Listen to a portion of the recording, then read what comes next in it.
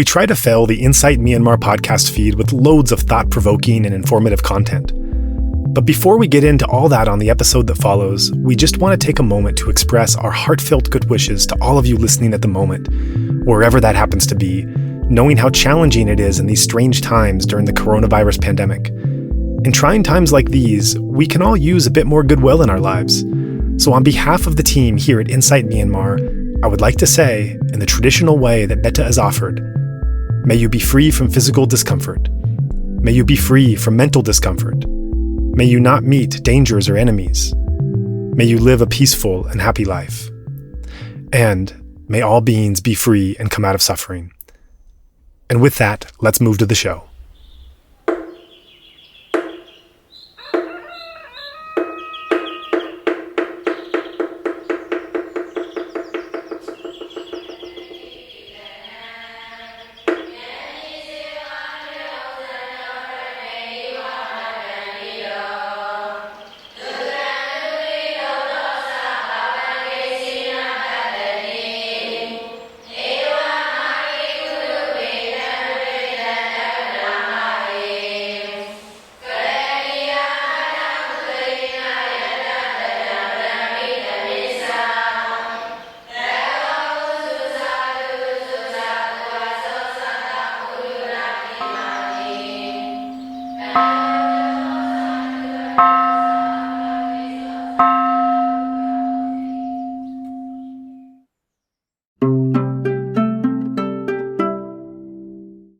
Welcome to the 7th episode in our coronavirus series. In past episodes, we have explored how the pandemic has affected monastics and meditators around the world. In today's show, we shift our focus to examine sites instead of people. We check in with 3 American-based monasteries and meditation centers with some connection to Burmese traditions to see how they have responded in these unprecedented times. This show is also a bit different from our previous episodes in the series, in that we don't look at single snapshots in time, but rather pan out for a wider perspective and look at how these places have adopted policies and protocols in response to the ongoing reality of the pandemic. Looking back over this special COVID series, it occurs to me that our episodes have developed in a similar way to what we've seen worldwide in response to the virus. For example, when the pandemic first hit, it sent shockwaves around the world, forcing everyone to make major life changes in the midst of enormous uncertainty and confusion. Our first episodes reflected that, as we spoke to individual monastics and others in Burma about the impact of the virus's initial onslaught. Over time, societies and individuals passed through various stages of lockdown, political disarray, waiting for successful vaccine trials, and COVID's second and even third waves. Our series mirrored that shift as we spoke to meditators around the world regarding how they were adapting to life during the long haul of the pandemic. Another level still in the world's adaptation to the pandemic has been the upheaval that so many businesses and institutions have had to navigate. Many businesses initially shut down entirely, either from their own assessment or because of government mandates. Over time, they evolved new and proactive ways to live within government guidelines and be responsive to a concerned public. This is now where our own focus moves. So in this episode, we explore the evolution of meditation centers' responses to the ongoing pandemic. At first, many simply shut down entirely, and monasteries engaged in strict lockdowns, often the result of governmental restrictions against indoor gatherings. Then, over time, these restrictions lifted, either sooner or later, under some new guideline or another. At the same time, many people remain skittish about attending large indoor gatherings, including meditators, especially without mask requirements. Regardless of a center's individual circumstances or the current local regulations, teachers, trustees, and administrators realized that this pandemic wasn't going away anytime soon, and that they needed to chart a new way forward in these very uncertain times. At that point, monasteries and meditation centers began to think hard about options for the dissemination of Dhamma outside a typical course or class format. Teachers also began looking for ways to ensure that the Buddha's timeless teachings of liberation remain practical and relevant for these challenging times. Each center found its own unique way to adapt and serve its meditator community, and those are the stories we tell today. The following conversations examine the internal process that these centers went through during the better part of the year, leading off with their plans going forward for this winter and beyond. We hear from 3 different places today. We first check in with Sean Fight Oakes, the editor at Spirit Rock Insight Meditation Center in California. Next up is Aya Soma, an Italian monastic and co-founder of Empty Cloud Monastery in West Orange, New Jersey. Finally, we speak to Dick Delanoy, an assistant teacher at Dhammapatapa, a Vipassana center in Jessup, Georgia, in the tradition of S.N. Goenka. We hope you will also be inspired to hear how these different centers are working so earnestly to keep the Buddhist teachings accessible and timely, especially in such difficult times, as we here at Insight Myanmar certainly were while conducting these interviews. All right, I'm here with Sean Fight Oakes, and he is an editor at Spirit Rock. He's in California now, and thanks so much for joining us. Of course, happy to be here. Yeah, so before we get into some of the shifts that's come and changed with the pandemic, can you give us an idea, for those that don't know about Spirit Rock, what you offered and what the purpose and the mission of your center was in pre-pandemic, more normal times? Sure. Spirit Rock has been around since the mid-'80s or so, and it grew out of what we now think of as our sister center, the Insight Meditation Society in Barre, Massachusetts. So it was founded by Jack Kornfield and some of his senior students out here in California.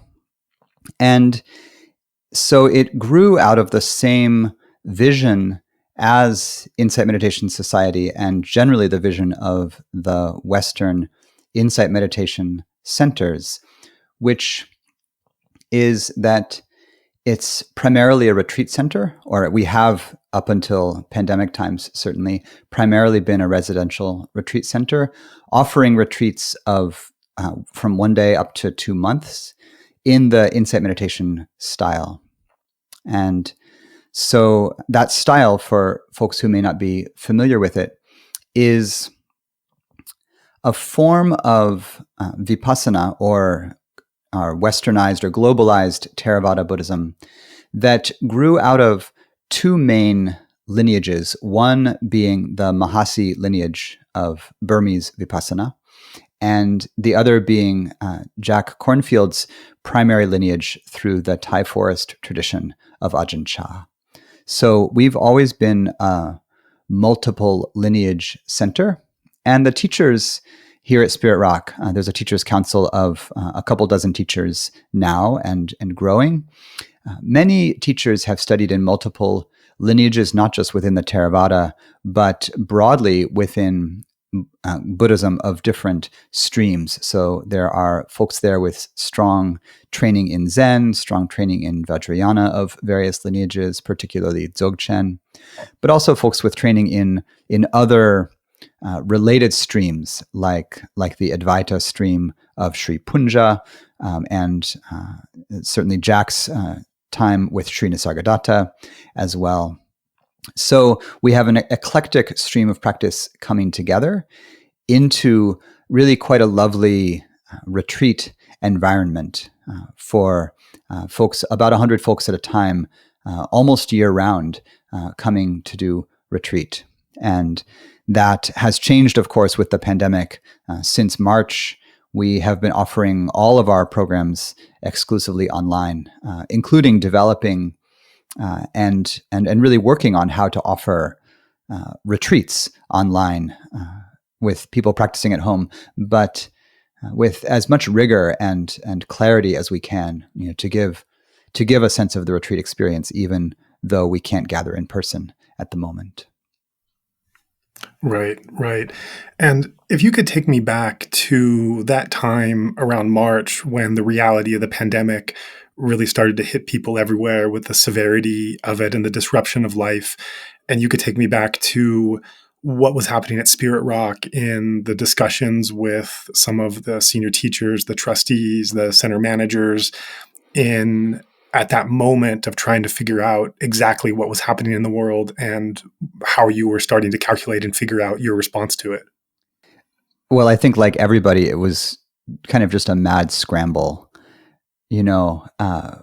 We we made the decision to close the physical retreat center actually during the March month-long retreat. Our long retreat has always been February and March, and so we had 100 people sitting the entire month of March, and some that had been sitting since the beginning of February, as we have had, every year for 20 some years. And the retreat managers and teachers had to make the very difficult decision to cut the retreat short with people that were, deep in the field of their practice, and kick them out into a world that was, kind of convulsing with this new, still mostly unknown threat.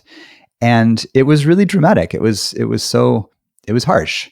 I was on the long retreat 20 years ago when the United States invaded Iraq. And I remember the moment when the retreat managers interrupted the retreat to tell us what had happened, that the country was now at war in this very serious way that many of us had protested, just weeks before to try to stop. And it was really dramatic. So I really felt in my heart, and I wasn't there on the retreat this year, but I really felt the force of, interrupting a long retreat like that. So that was the kind of immediate drama. But then behind the scenes, there was really this process of saying, okay, it's at the heart of our practice to know that everything changes, that everything is changing constantly, that the future is unreliable, that, the best laid plans, as they say. And so I think in a way, our practice supported us as well as we could be, to roll with it and to shift and the heaviest lifting was on the side of our IT team, the tech folks, who really very quickly geared up to transfer retreats that were already on the calendar into an online format, to really upscale and solidify the streaming that we were doing, and getting everything onto Zoom the way everybody did, I think, in those first months.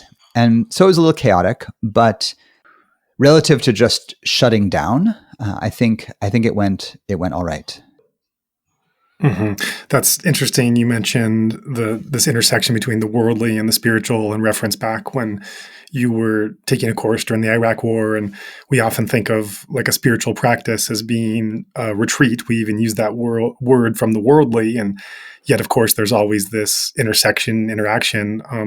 I had friends, as you were talking, I was reflecting that I had friends who were in serious courses during 3 events of worldwide consequence. 9/11 was one. Another was a friend in Japan who was there when the tsunami hit, and they had to figure out how severe the consequences were and how to inform students and whatnot. And then the final was a friend who was sitting in Yangon during Cyclone Nargis. And same kind of thing. Actually, that was probably the one of all these events where the center was actually directly affected by the impact of the world, because trees were literally falling, at the center ground. So it's interesting, this experience of going to deal with the world better, to take a retreat out of the world, to slow things down. And then in the middle of that retreat, the world creeping back in and trying to find that dynamic balance between them. Absolutely. Generally in my own teaching, I try to resist making a dichotomy between the world and not the world. It's all the world. When I was on my retreat in Yangon at Chemya Yekta in 2002. So I did a temporary ordination there. I was there for a rains retreat. And when I was going there, it was still in this, there was this kind of, it was in this phase of like this tenuous opening from Burma being really closed. And one of my teachers, I was getting ready to go, and I was talking with one of the Spirit Rock teachers about being there, who had recently just been there, and he said, "Oh, it's going to be great. Just do this, do this, do this, do this. Oh, and bring a whole bunch of $5 bills, just to give to people." And I was like, "To give to people?" And then I realized that what he meant was, you're going to need to bribe people to get through customs and right. And I was like, oh, this is my Buddhist teacher, ethics, like precept keeping teacher being like, take a bunch of $5 bills. It's going to make your life easier. and it was really like, oh, the world is just right there. There's no separation. I often tell a story of sitting in meditation in the hall there at Chemye Yekta. I was there with Sayadaw Ujanaka on retreat, and one day I hear this kind of these sounds coming over the wall. It's in a kind of suburban neighborhood. You may know it. So I hear these sounds, and after a while, my mind, I've been doing vipassana, so I'm just like hearing, and at some point it coheres in my mind, and I realize that somebody's practicing the clarinet, and then it coheres a little bit more, and I realize that they're playing Like a Virgin by Madonna. Oh. And I'm like, I came all the way to Yangon, to the outskirts of Yangon, to this monastery to do, like rigorous vipassana. Like it's as much away from the world, my world of California, as I could possibly get practically, and here's somebody like practicing Madonna on the clarinet.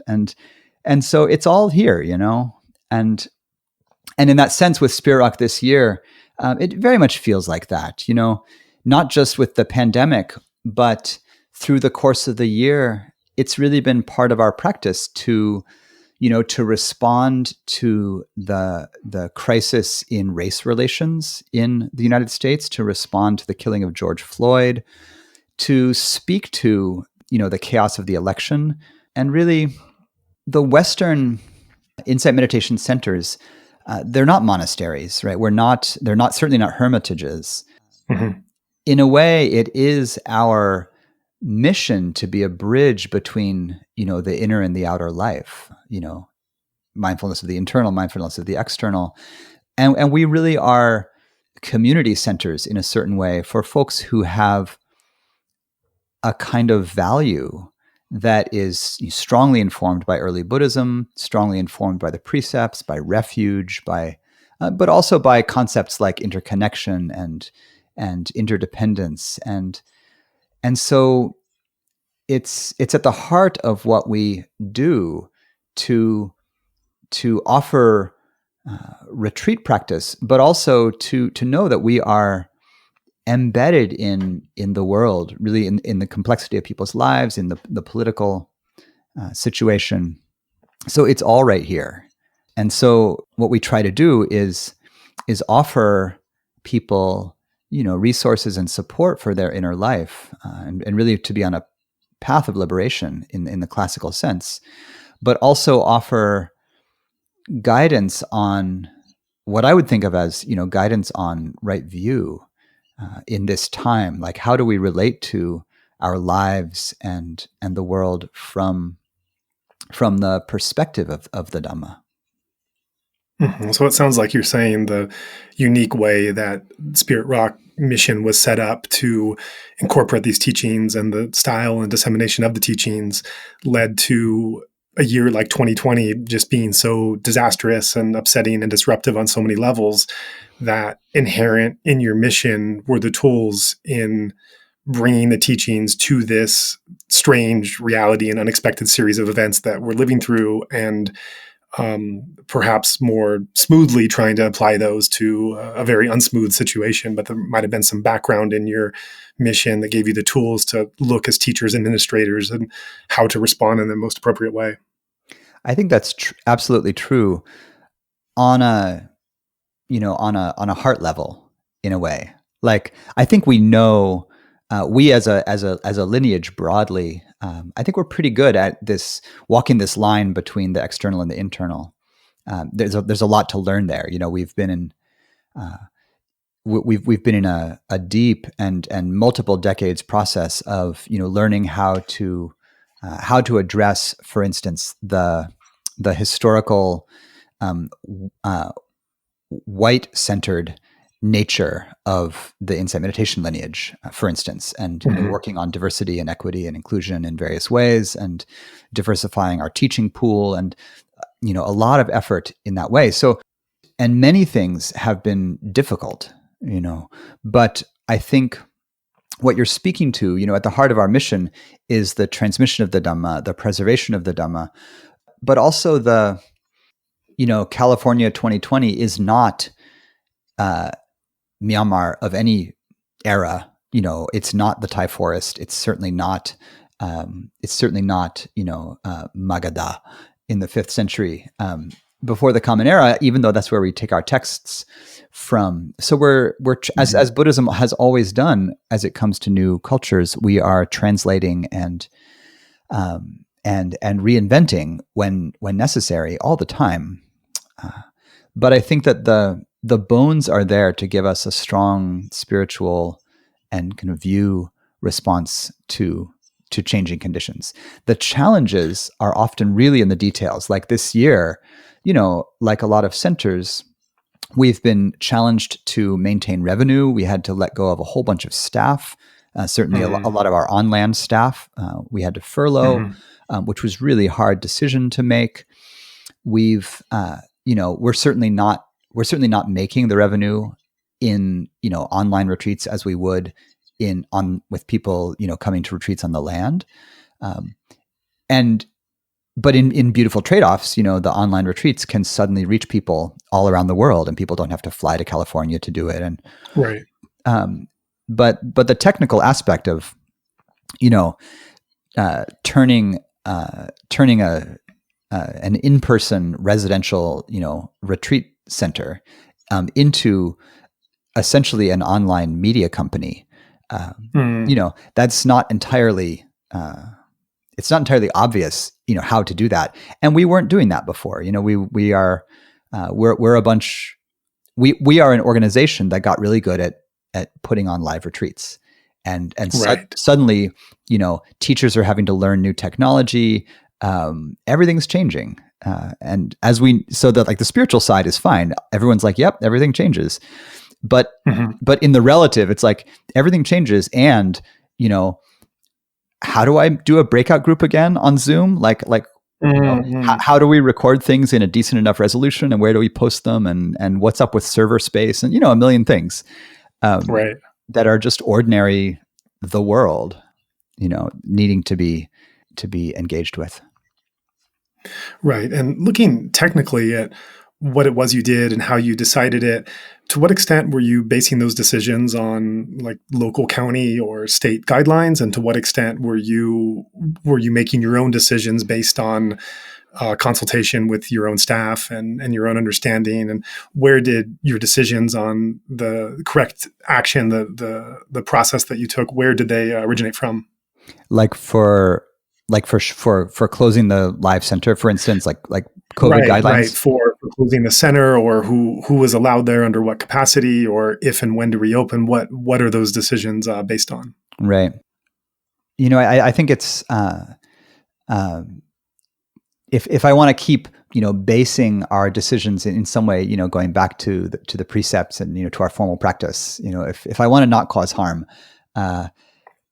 and we are part of the Theravada, which is a rather conservative lineage, Buddhistically speaking.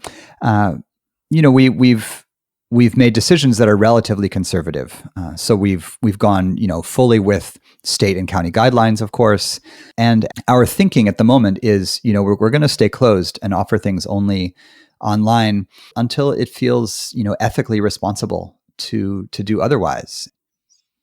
So that will mean balancing our sense of what the relative risks are for gathering for a retreat, for instance.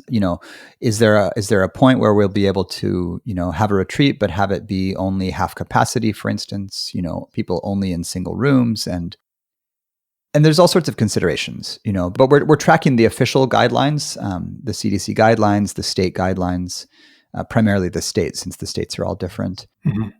And right in this very moment, it's not looking good, right? California is entering new shutdowns. Sure. We basically are planning to stay online only through September of 2021. I see. And this is partly because to open an on-land, residential retreat, you have to give people quite a bit of notice, both teachers and bringing staff back and students registering for it and being able to plan for it. So, not knowing when that'll be or how the surges will happen of the pandemic, there's no way for us to be like, oh, we think that the vaccine will make everything good by May or June, and therefore we don't even know about September. We're kind of just putting like parentheses around everything from next fall on. Right.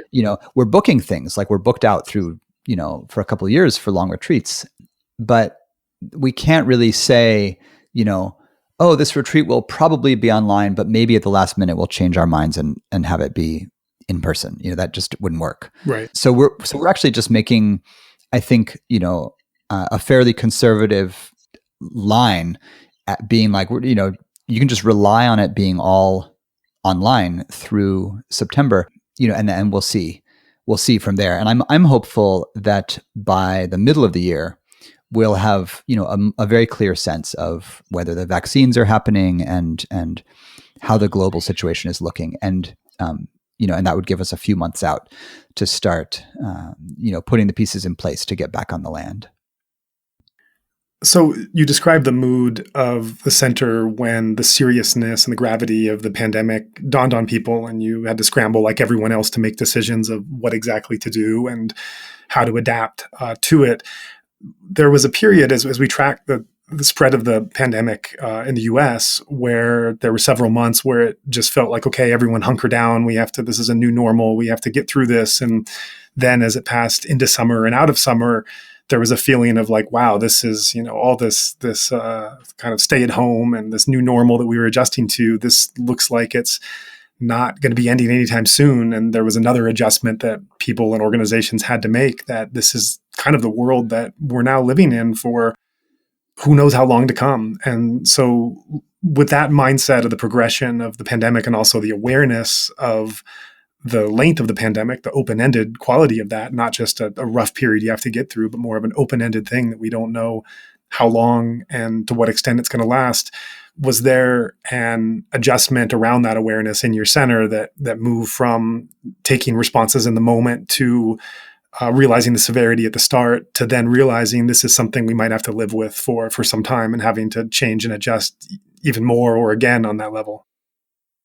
I think that kind of adjustment has happened in a way like 3 or 4 times in the course of the year. There's an initial like, oh God, like, what are we going to do this weekend, for the event? And then there's like, okay, this looks bad. Let's figure out what to do next month. And then there's longer term thinking.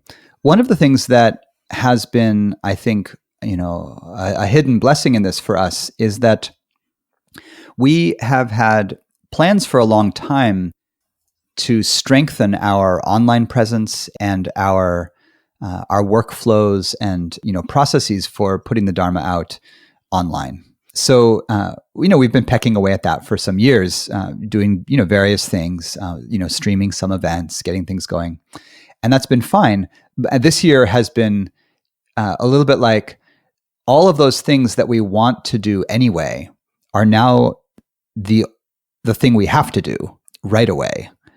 And so it's really given us, the space and urgency to transition to, a much more robust virtual offering more quickly than we might have otherwise. So we're building out, a new website, and we're, working on podcast and working with our archives and converting things to formats that we can use, putting out online courses, and really ramping up our whole virtual offering.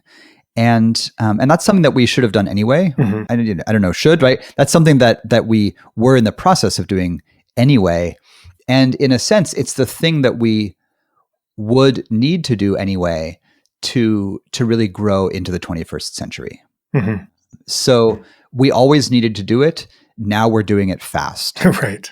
Because it's the only revenue we have, and that's partly what I came into the organization in this position to work on, to really work on that aspect. And so, with a deep bow to the suffering of the pandemic, which I would never wish upon the world, but is the nature of the world, it's pretty exciting for me to come in a moment when this is a classic like tech industry thing to say, right? It's sort of, big disruption. Everything has been disrupted. Mhm. So there's an Mhm. opportunity to do something different, something new and different. Sure. And a lot of Mhm. our fellow our sister organizations, other organizations within Insight Meditation, like Insight Meditation Society, and also, sibling Buddhist organizations, like Wisdom Publishers, for instance, which is doing beautifully at this.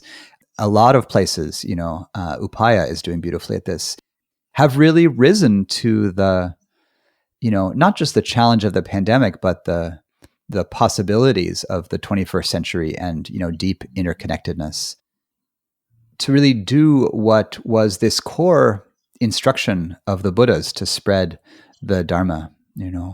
I've really been thinking during this year of the pandemic about Buddhism as having this instruction to spread the teachings. When the Buddha says to the first 60 arahants, go, let no two of you go even by the same road, and spread the Dharma for the welfare of people. I really feel that in this moment of like, oh, we're putting things out that can be streamed by anybody anywhere in the world, and that's so different from people being able to just like Mhm. come to our kind of gorgeous, comfortable retreat center in Marin County, which is fabulous, and to people in the mysterious future, please do come. It's great, but what we get to do right now, of really spreading the Dharma in this form that we're so grateful to have received from the Burmese and Thai traditions, and the other source traditions in our lineage. It's such an honor to be able to build out something that can really spread the teachings in this way quite broadly. Right. And that segues into my next question, because in the world, a lot of businesses and offices have had to, by necessity, innovate in all kinds of ways that they would never consider were off the table or were completely out of the box because we'd never been in this situation before. And in the work world, there's new ways of innovations that companies are saying, hey, this is actually not a bad idea. Not that we want to do this new idea full time like we have to now, but some of the things we're developing are not that bad to do once the pandemic ends and we go back to normal life. We've now discovered some kind of innovation out of the necessity of these times we're living in. So when it comes to spiritual organization and spiritual teachings, have there been ways that you found that you've innovated out of necessity, but that process of innovation is actually something you might want to hold on to even after the pandemic ends and do in normal times? It's a great question. Absolutely, I think so. One of the main pieces that we've really identified in the organization and that I think has been very positive this year is that as a residential retreat center, for a long time, in a way, one of the weakest aspects of how we were able to transmit the Dharma was in the integration between formal silent retreat and home practice. We would always talk about, integrating your practice at home at the end of retreat, and teachers would teach on, practice out in the world, as it were, or in relationship or at work or things. But because the bulk of our teaching was done in the context of retreat, there was always a bit of a gap there. We're not a neighborhood temple or monastery where people are, coming just for the Uposatha day and, like a Sabbath, and then being just fully integrated in family and work. So we weren't giving a stream of teachings oriented toward people not on retreat. And so there was always a little bit of a, like, people would, on every retreat, basically for, decades, people would, at the end of the retreat, would be like, this is amazing. My practice is in a whole new place. My mind state is different than it ever is. Mm-hmm. Now I have to go back and be with my, my family, my spouse, my kids, my work. And I'm a little scared. How do I do that? And we would always try to figure out, how to answer that question. But now with this form, this basically new practice form of intensive home retreat that we've been doing online and that a lot of places have really ramped up, we have a formal practice that is kind of halfway between the usual home practice was just like encouraging people, okay, go home, meditate every day, keep the precepts, try to speak wisely. Good luck out there. Right. Like that's home practice, right? Uh-huh. Between that and retreat practice, which was like, okay, keep noble silence, sit 10 hours a day, walk slowly, Different world. there's a gulf between those worlds. Yeah. In a way, going back to, that opening bit about like in the world, not in the world, at the very least, they're different, very different ways of being in the world. And so now we have this structure of intensive home retreat where people are, setting aside a bunch of days in whatever way they can. Like some people, fully going into noble silence at home. Other people, just tuning in for the calls, but trying to simplify as best they can. Some people fitting it in, but they still have to do a little bit of work, like it's so flexible. Right. But then folks are getting on, doing morning chanting, sitting in meditation together, hearing instructions in a systemic way over several days, sitting several times a day together, doing, metta practice together, hearing a talk together, asking questions. And it's really like, oh, this is the integration retreat that we were always kind of looking for. Interesting. It's like, oh, it's integrated because there's no way to disintegrate. It's not like you can, unless you live alone and then it's more like a retreat. But even then, it's not like your neighbors know that you're on retreat and are going to like not play AC/DC or something, whatever they're, I mean, there I was in Burma, somebody's practicing Madonna next door. Like right. In a way, home retreat is like that, only even more at home. Here comes my kid running in, and I do extra long practice in the morning, and then I have to go and go to the store and cook for myself, rather than the very nice cooks at Spirit Rock making me extraordinary food. People would be like, I come to Spirit Rock just for the food; it's so good, and like somebody cooks for me and cleans up for me, basically, and just that is a retreat. And home retreat is now like, okay, work meditation, go do your own dishes, like clean your own house, Sure. But even more so, like, okay, do a bunch of practice. Now do some loving kindness practice. Now go play with your kid, and then come back for the talk at 7:00. And I just think that this is a wonderful innovation, really, that will absolutely continue past pandemic time. Like our plans at Spirit Rock are really like when we resume on land retreats, I know that we'll continue to have a robust virtual offering, and we'll definitely still offer, some home retreats. And in a sense, it's both home retreats and it's also like one other piece is that I think of it in relation to climate and climate change. And, as much as I'm thrilled for people to come from far away to Spirit Rock to sit retreat, I have students in, South America, in Europe and whatnot. And when I started doing home retreats this year, I had students say, like I would love to have flown to California to sit meditation, with you all, but it's actually great. I'm just here in my home in Colombia or wherever. And this is great. Like, don't fly, people. Like it's, there's this way that like, oh, people could be on retreat from anywhere, basically, anywhere that the time zones, allow. And I think this is also really wise action in the time of climate change, not just for COVID. Right, and it seems neat to think of these timeless teachings of the Buddha that were delivered in a very different time and era of our own, being so adaptable and seeing how they can be all kinds of different world and social and political, economic situations, technical situations, how those same core of timeless teachings can continue to be adapted so that they're relevant and useful and practical for people living their lives in the time and era that they are. This has always been the heart of the lineage that the Buddha began. It was not a place-based lineage. It wasn't like this is the holy mountain, this is the holy river, in a way that wouldn't travel, right? It was, and in that sense, it was already a step away from indigeneity, right? The Buddha didn't say this is the sacred religion of, the Magadha area. Sure.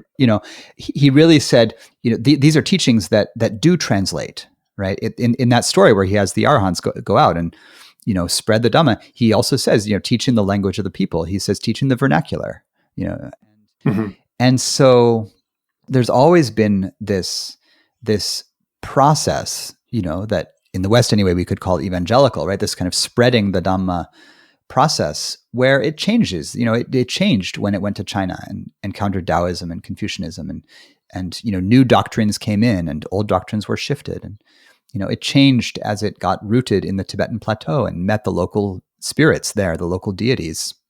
Mm-hmm. And in a sense invited them in, or Buddhism was invited in to what was already there, and they mixed. And in this way, when the Dharma came to the West, both in the stream of the many immigrant communities that established Buddhism here, and then later in the, we could say, other immigrant communities, white folks who went to Asia and brought folks back here, into the convert lineages, convert Zen, convert Theravada, etc. It has, in all of those instances, it has morphed and changed to meet the times and to meet the new place.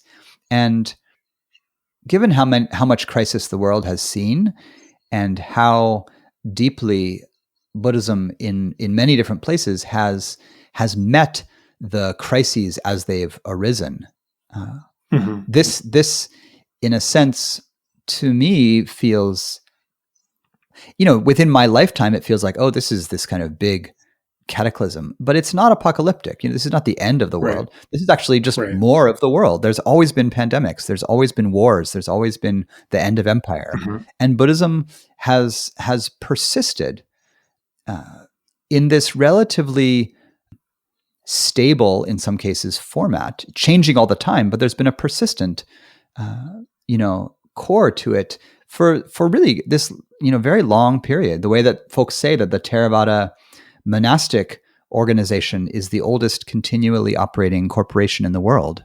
I haven't heard that. Right? Corporation meaning operating by the same set of bylaws, right? With the Vinaya as the bylaws. Yeah.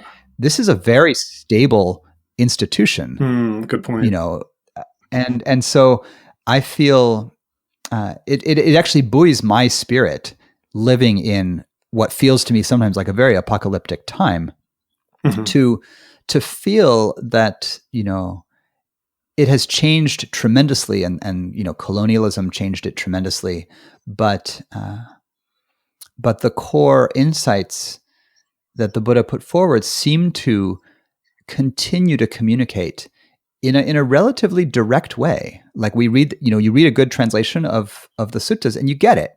Like the insight hits you. It's still available, and this is really just a source of faith for me. That the Buddha Sasana, that the dispensation of the Buddha is still, the wheel is still rolling. And I think this is a beautiful thing to take part in this time. Right. So we've talked a bit about the teachers, the administrators, how the center operated, what's been going on in the world, what you've done with courses. The area I'd like to turn to next is the students themselves and looking at it from their perspective. You've obviously dealt with a number of students as a teacher, I assume also as an administrator or server or helper somehow. You've seen their spiritual struggles and successes over many years. Looking at what students are going through now, do you see any shift in kind of what people are going through or what's coming up, how they're working with it? Or do you just see kind of more of the same as it's been? It's just it's the same process, but it's just a different way that it's being taken on with the details. That's an interesting question. I would be interested to hear what some of our students directly would say about that. Mm-hmm. From my perspective, one of the things that seems most prominent in relation to this year, particularly in COVID, is isolation. That that we hold as profoundly central to the Dharma. That spiritual community is tremendously important, and so, people come on retreat or they come to sitting groups and they really feel like they they have a community of like-minded folks, a spiritual community to resonate with. And it's just not the same on a Zoom call. Like, it's different. It's wonderful in some ways. People are far away, people are still connecting with each other. Humans have an extraordinary ability, it seems, to keep figuring out how to connect with each other socially, relationally, despite all obstacles. But there are totally people who we've lost, temporarily, hopefully, who are just like, I've heard it myself, friends or folks that I know, students that I know have been like, I just can't really deal with another Zoom call. It's like I'm on Zoom meetings all day for work. I can't do it. Right. Come to the sitting group at night and it's just another Zoom call, and I get that. Like, yeah, how tired my eyes are of the screen, and only seeing people, in these little glowy boxes. And so, we're resilient, but we're not gluttons for punishment. So, we've lost some folks for sure who just don't resonate with the virtual format.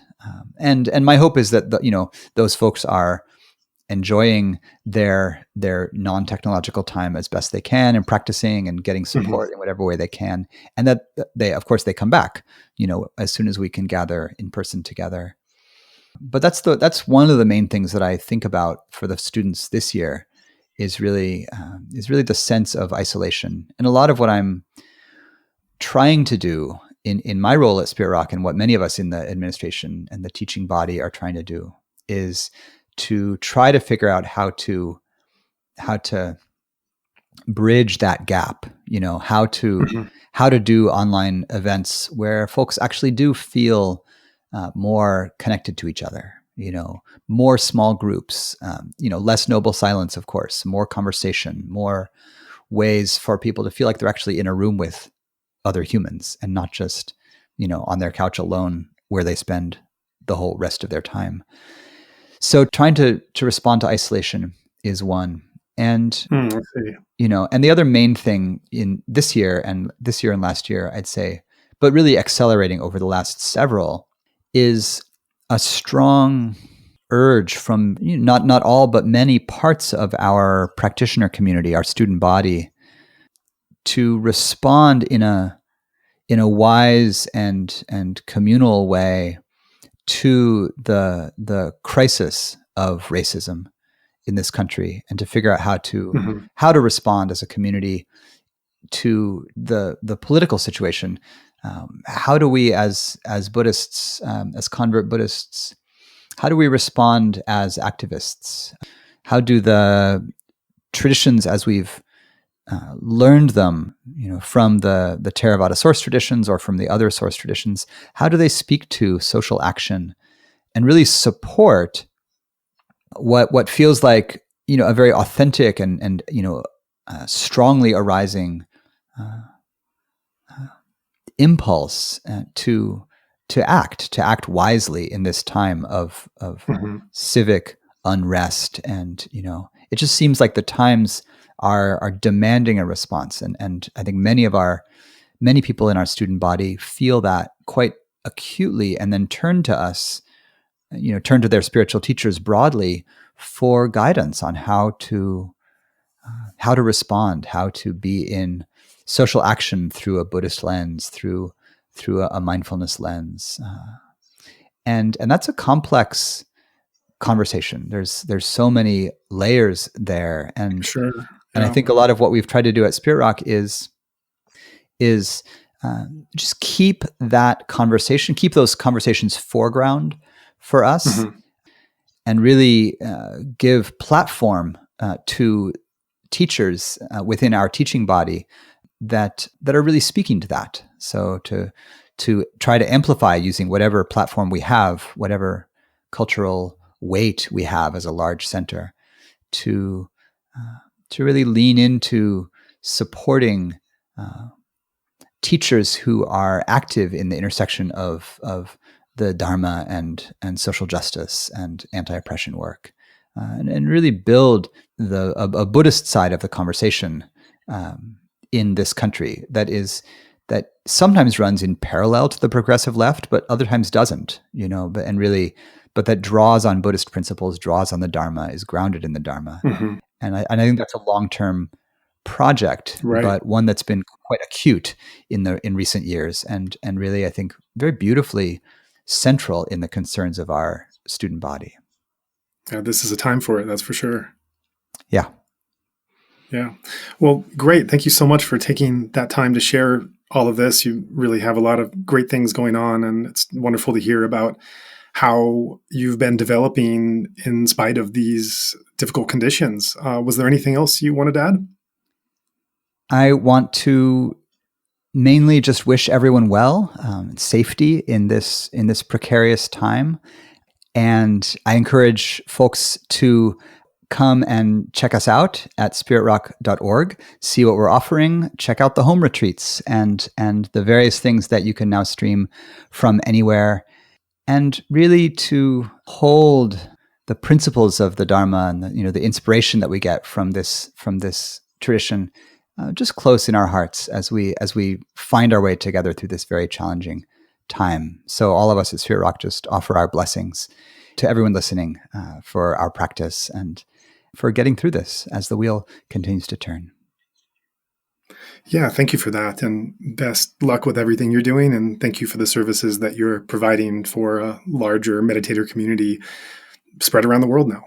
Thank you so much. Such a pleasure talking with you.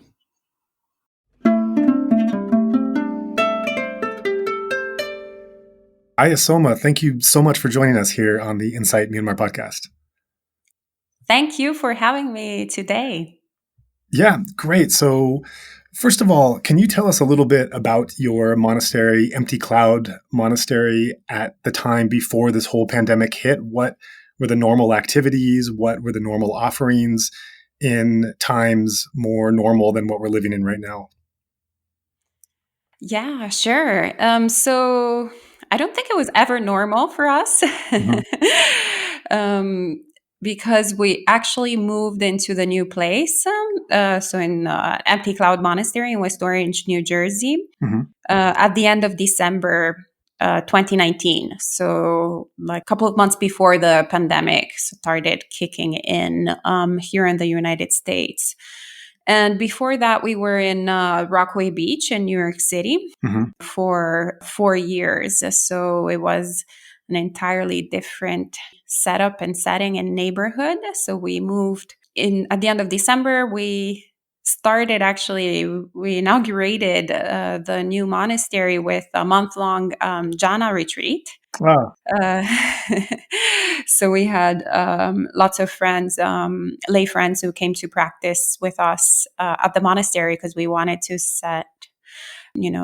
to start the new place with the right vibe, with a good, solid chunk of meditation practice, and, also start the year the right foot. And then after that, we kind of, we started getting familiar with the neighborhood, with the new neighborhood where we were. So we were doing a little bit of what we had been doing for 4 years mm-hmm. in Rockaway Beach, which was offering meditation retreats, Dharma, Sutta study retreats led by monks and nuns of all different Buddhist traditions. And so we had Venerable Chanda come and join us and leading a weekend retreat from the UK. We had some of the friends from the Thich Nhat Hanh tradition come and lead days of mindfulness. We had Venerable Dhammadipa from California lead another 5-day retreat. And then lots of different workshops to welcome the people in the neighborhood who were very excited about having a Buddhist monastery finally close to home, since we're the only one in this particular area of the country, but definitely in New Jersey. So as we were, getting familiar, getting acquainted to the new settings, new buildings, new community, new family of people, the pandemic started. We had to, kind of reconfigure everything from scratch. Sure. But it's been both, something really dramatic for a lot of people. But also it's been a blessing for a lot of people in so many ways, this pandemic. So our community has obviously had a lot of different struggles, like everyone else, like every, person, I think, around the world, really, in these times. But at the same time, it kind of created the conditions for our newborn monastery to somewhat develop and take shape, and a lot of different people have joined this community in the meanwhile. Some have decided to go forth. So we have Bante Sumano, who's been a good friend for several years from Jamaica, who decided to go forth in this monastery this summer. And we have some other friends that looks like they're going to get into robes in the next couple of weeks. Going forth, by that you mean ordaining into a monastic life of being a monk or nun? Correct. Yes. So we're a gender inclusive monastery. So we have monastics. We use the word monk actually as gender neutral.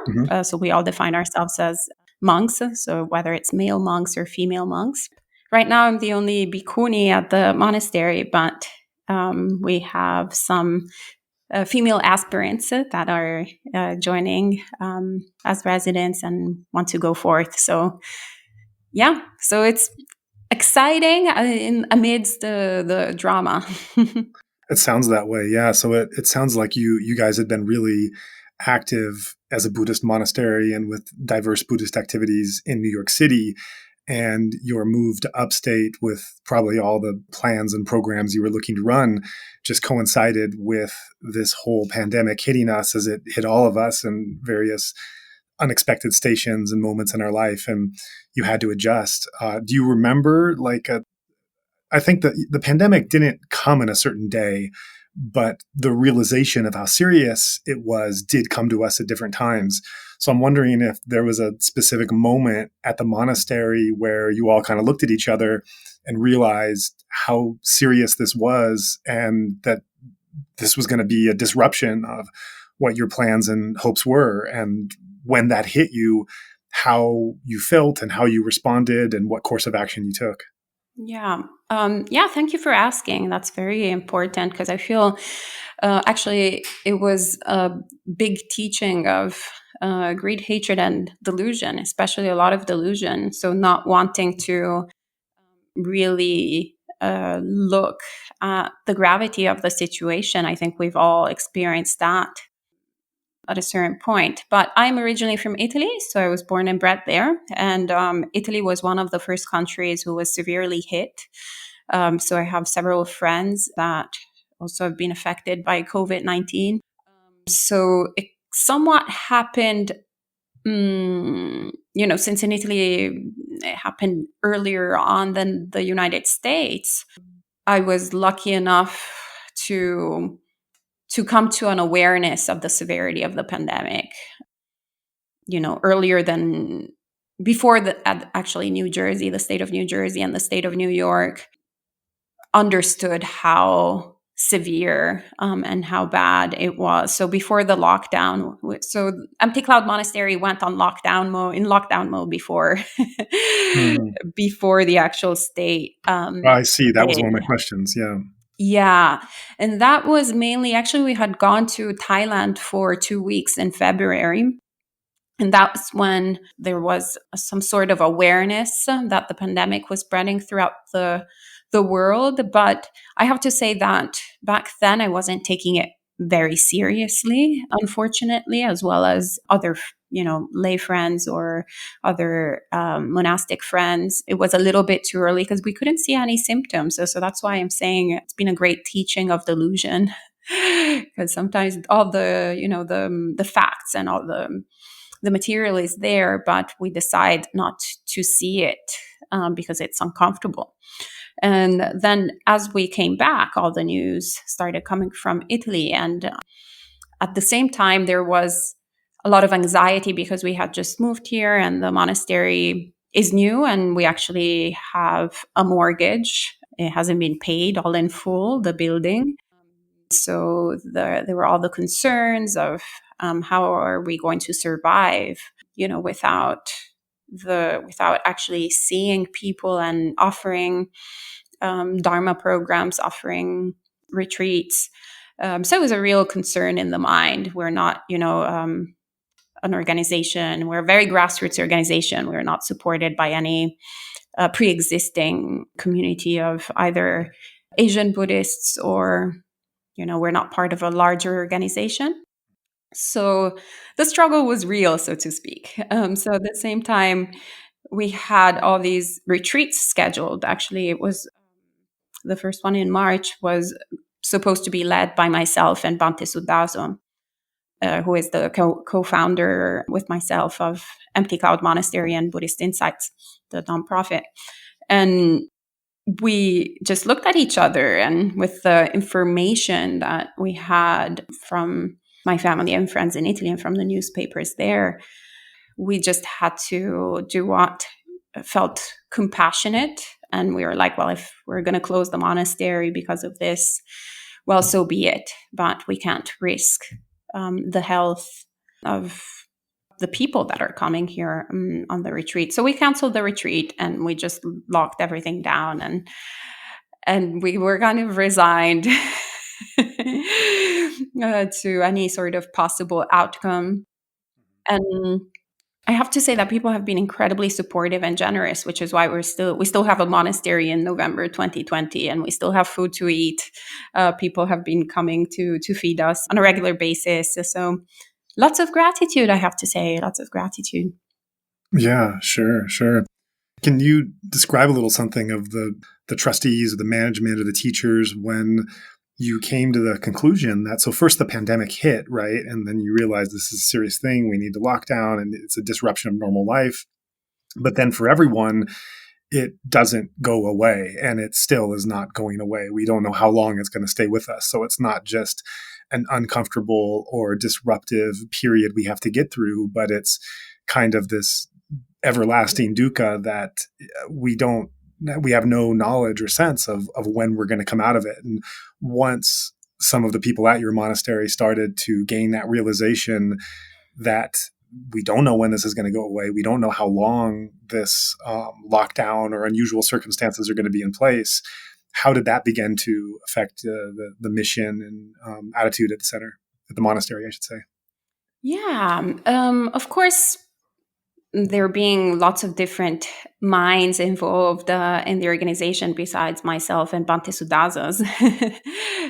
Different people have different reactions. So there's either anxiety, agitation, financial concerns, as I was mentioning, or perhaps also just concerns of how can we be still a supportive presence for people. Because in a way, spiritual practice is an essential business for the well-being, for the mental health of people. So how can we support people's mental health and at the same time support also their physical health? So that was a matter of debate here, like how could we meet all of these requirements? And there was a bit of brainstorming, but there was a time constraint as well, in terms of, making the decision of whether to shut down the monastery or have the retreat that I was mentioning earlier.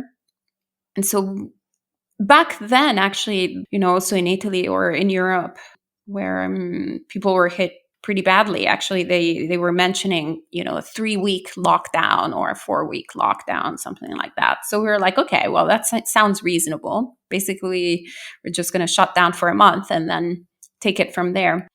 And so we decided to actually offer support to people online. So we were one of the first organizations that offered live streams straight away, because it seemed like the sort of most sane thing to do. And we actually did it in a little bit insane way, which was offering 2 live streams a day, every day. So we were having between 14 to 16 live streams. So we also offered retreats back in March and April. And we were like, okay, well, we're going to do this till the end of the pandemic, thinking that it was like 4 weeks. But then it became 5 weeks, 6 weeks, 7 weeks, 8 weeks, 9 weeks, 10 weeks. Right, right.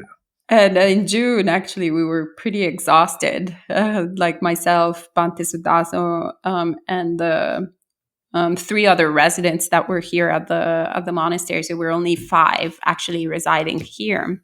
And so that's when we were like, okay, we need to scale down a little bit, and because it seems like this is not a problem that is going to be resolved in, well, definitely hasn't been resolved in 3 weeks, nor in 4 weeks, nor in 1 month, 2 months, 3 months, 4 months.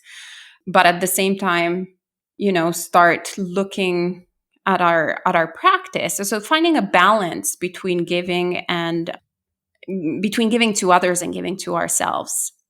And at the same time, we also started food programs to feed people, families in need here at Empty Cloud. So there has been a lot of food insecurity, obviously, given the problems of the pandemic, especially immigrant communities here that comprise a lot of essential workers. So in particular, the Hispanic community was really hit in the area that we are, where we live in. So we kind of just looked at what we could do, what was in our means of ability to help our immediate neighbors, as well as, our Dharma friends in the online sphere. And then as the summer hit in, then we also started doing as much as possible outdoor programs, and that we keep on doing. And now it's the end of November, so it's becoming significantly colder.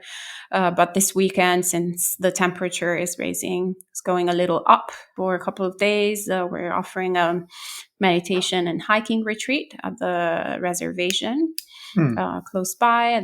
So people can both do, practice social distancing, but at the same time, practice mindfulness and get a little bit grounded and learn that actually a lot of times certain situations can be actually great opportunities to really understand the teachings, especially if, of course, if someone is into Buddhist practice.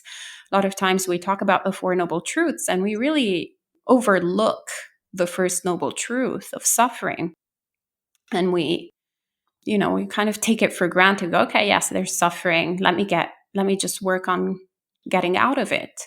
And so this, I think, creates the conditions to overlook what the Buddha is really talking about in terms of suffering, which is not just, I don't like my job, or I'm not satisfied in my relationship, or, things are not that great, they could be better. But we're talking about old age, sickness, and death.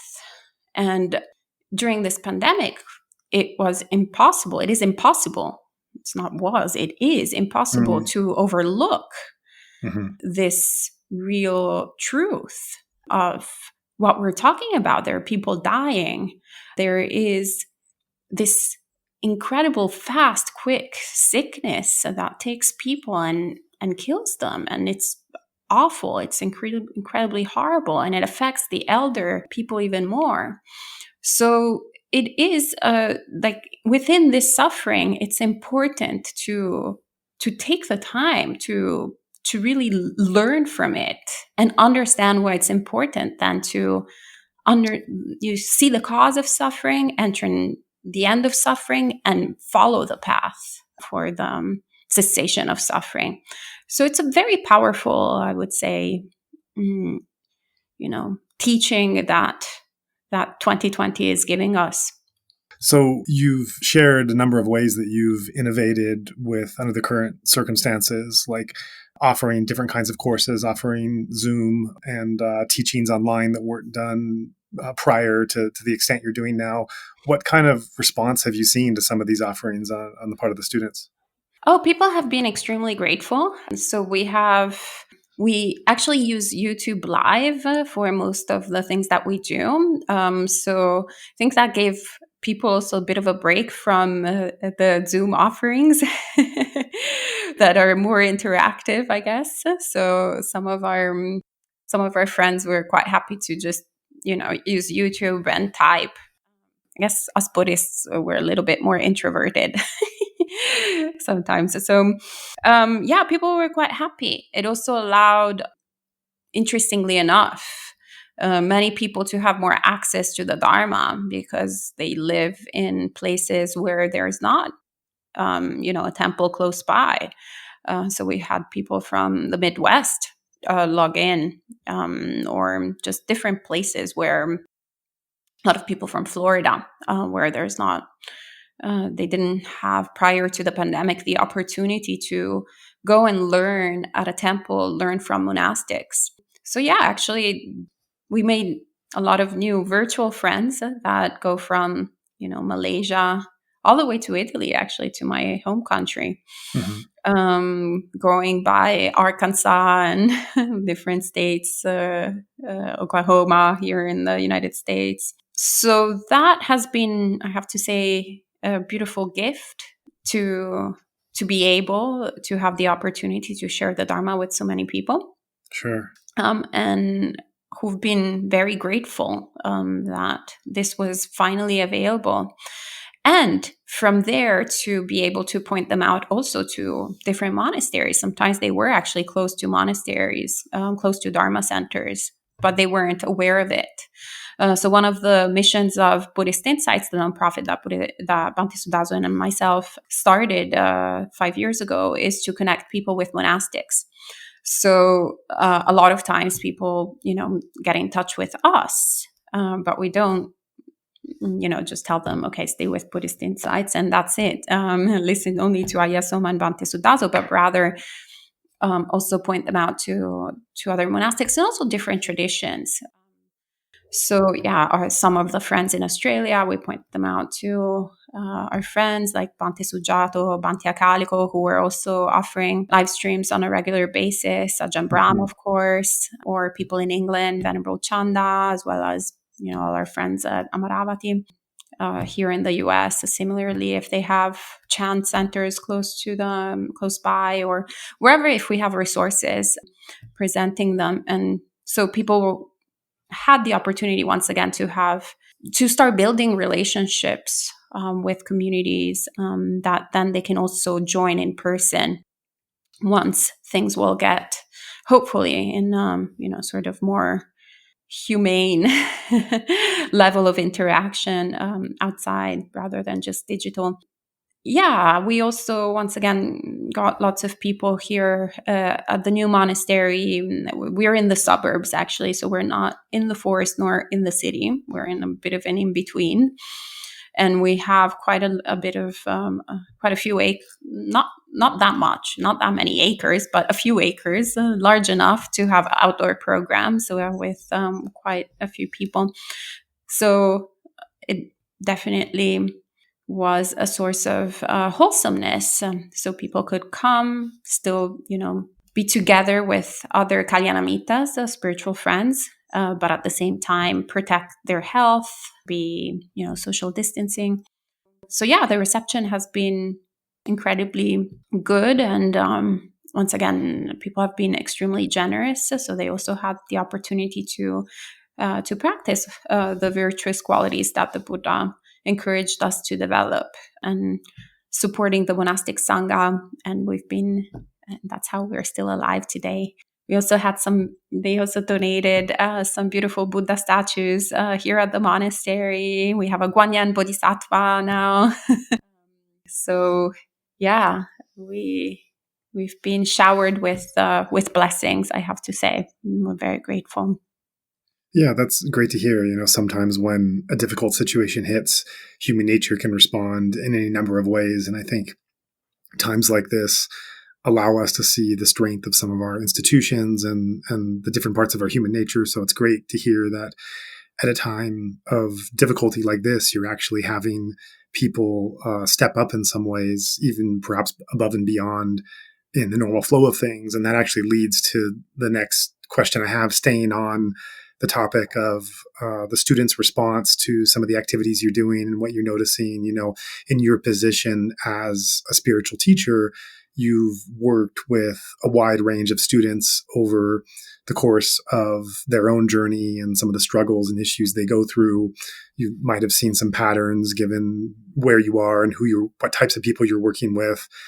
As the pandemic has continued to progress, what are you seeing in the shape of like how the meditators and practitioners that are coming to you or that are hearing your discourses, are you seeing different kinds of issues or struggles or things they're working through than other times that before the pandemic?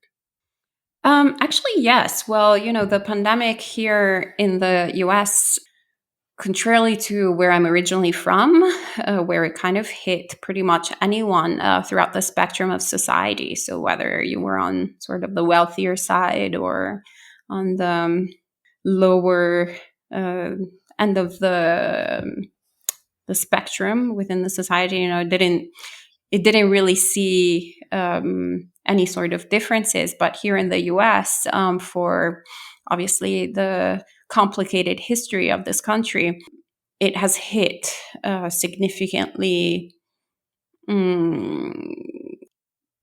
more people of color, so who have been affected pretty badly by the pandemic, and it was obvious. It was obvious also here in New Jersey, and so this created obviously also the conditions for. I'm pretty sure you followed the news. So in the spring, for several, with the killing of George Floyd, for a lot of issues that are of discrimination and of racism that have never been resolved here in the United States to come to the surface and for them to become a sort of subject of conversation. And here at Buddhist Insights, historically, we've had a very diverse group of practitioners. So half of the people identify as people of color, and they come from the most diverse backgrounds. So we have literally every single continent represented at Buddhist Insights.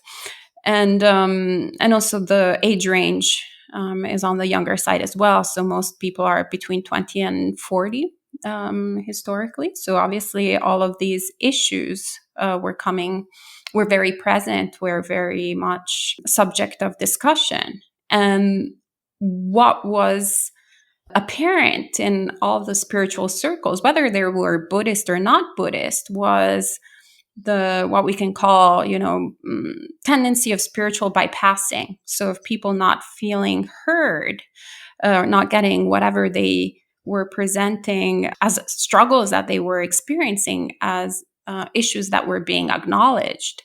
And that created, actually, I have to say, from us monastics, we came to a point where we realized that even though we were actually addressing these issues, we hadn't really made an actual statement.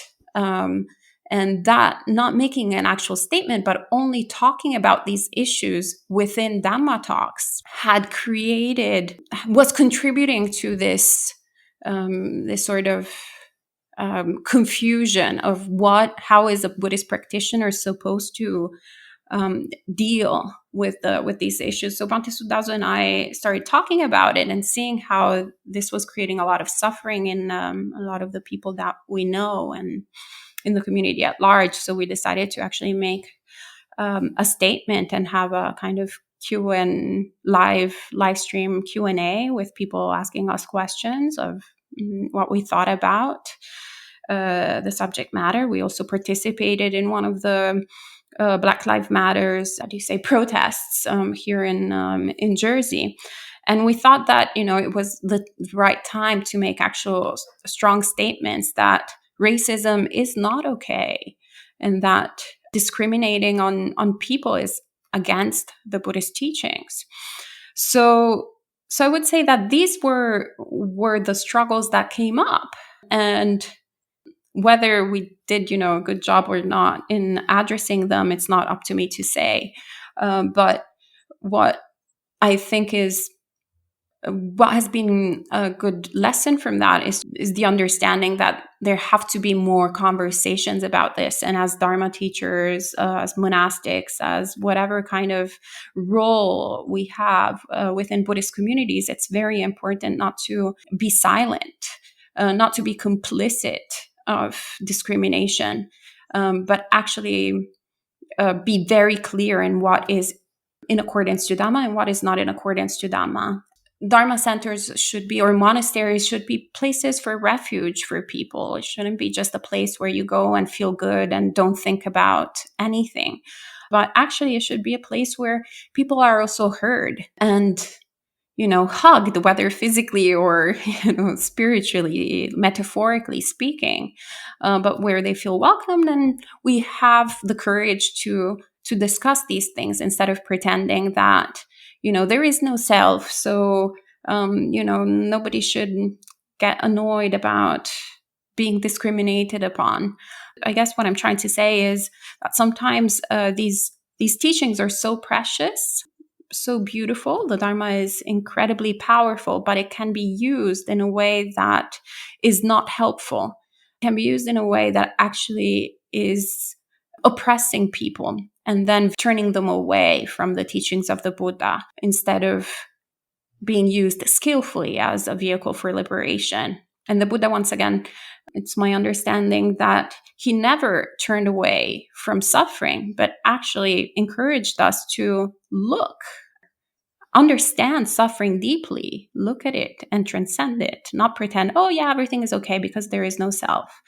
So like when, for example, Venerable Kisakutami, before she became a venerable, lost her child, he didn't go just, oh, well, of course, we all die.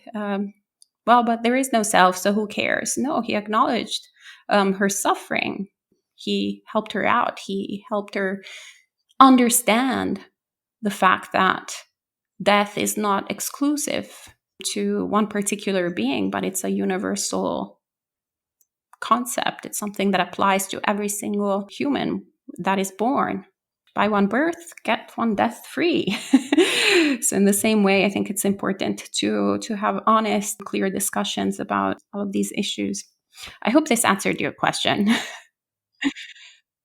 Yeah, no, that's very interesting. I'm just reflecting that, you're a monastery that has had a 4-year plus history of running these intensive meditation retreats by some of the great venerable teachers in the world who come to your center, and that you have just recently moved to the countryside where you're, I presume, able to have a bit more open space and quiet and be able to sink more deeply into the silence. And then you got caught in the year 2020, as we all are, where this barrage of worldly pain and storms just hit all of us. We haven't even talked about all of them, and there's no need to, but at least on the subject of the pandemic and the race concerns, these are enough, and these are quite serious. And it sounds like your monastery made the decision to pivot towards them. And even though you had this program and this plan for these more intensive retreats, both with the pandemic as well as some of the protests that were going on,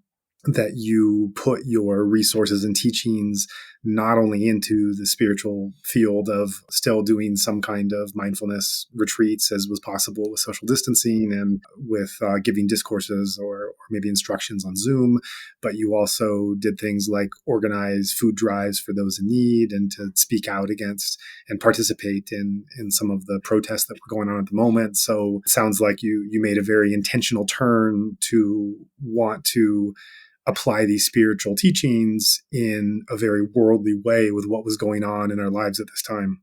Yeah, I never thought about it that way. But that's a very good summary, actually. And also, once again, it's very good teaching to really understand that the Dharma is something that needs to be applicable in every single moment of our life, whether there's a pandemic going on or there is not a pandemic, whether we're encountering people who are having a difficult time finding food to eat, or whether we are dealing with people that have a full belly, and just responding to anything that comes up in front of us. I remember meeting Venerable Thich Phap Hai, who was one of the senior disciples of Thich Nhat Hanh, and he was talking about the definition of engaged Buddhism, which simply means, he was telling us, being present in every single moment with whatever is, the difficulty that, whatever is the suffering that, is manifesting. Mm-hmm. So yeah, I guess this was the time, 2020 has been the time for us to to practice engaged Buddhism. But I think we did it exactly in that way. That was not, like planning or strategizing, but rather just responding, seeing what is the appropriate response right now to what is currently going on, which is currently arising either within the monastery or outside the monastery, in the community or in the city close by, because we're right outside New York City.